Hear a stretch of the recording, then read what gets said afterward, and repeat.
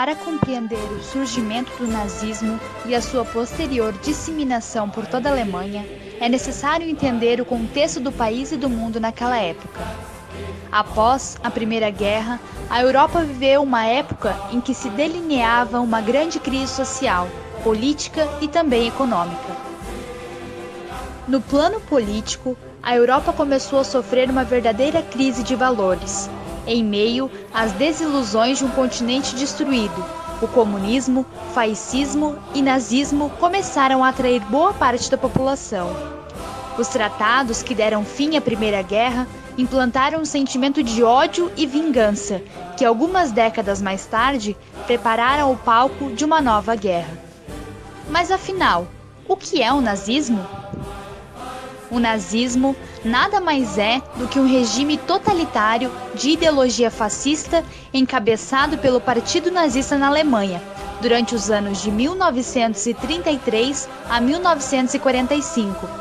O partido fundou-se na década de 1920, em uma Alemanha destruída e humilhada pelos tratados impostos pelos vencedores da Primeira Guerra Mundial, como o Tratado de Versalhes. Podemos apontar como fatores predominantes para a ascensão do Partido Nazista as sucessivas crises econômicas e sociais motivadas pela derrota na Primeira Guerra Mundial e pela Grande Depressão de 1929, pela falta de orientação política após a queda de diversas monarquias, pela forte rejeição do povo alemão ao comunismo.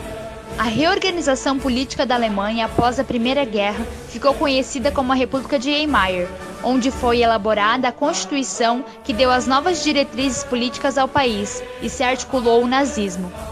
Em 1933, o Partido Nazista chegou na Alemanha, sendo liderado pelo austríaco naturalizado alemão Adolf Hitler. Os nazistas buscaram uma terceira via para governar seu país. A Alemanha nazista foi a grande responsável pelo surgimento da Segunda Guerra Mundial. O regime se fundiu no dia 7 de maio de 1945, com a rendição imposta pelas potências aliadas, deixando um rastro de destruição durante os anos em que esteve em vigor.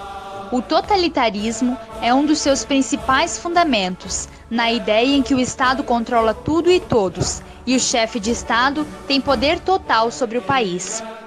Para que esse poder autoritário se consolidasse, foi necessário implantar uma sociedade controlada que envolvia vigilância.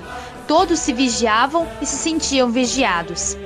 O nacionalismo extremo também teve grande importância para esse controle.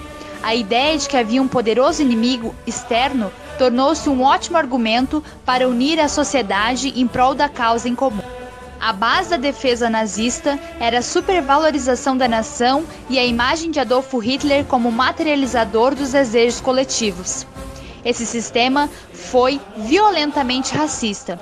Foram inúmeras experiências para apurar a raça alemã, leis proibindo o casamento entre arianos e indivíduos de outras etnias, prática de eutanásia para crianças com enfermidades mentais ou degenerações físicas, e o massacre do Holocausto, motivado pelo intenso antissemitismo. O Holocausto representou o extermínio em massa que ocorreu durante o nazismo na Alemanha, o qual matou cerca de 6 milhões de judeus nos campos de concentração.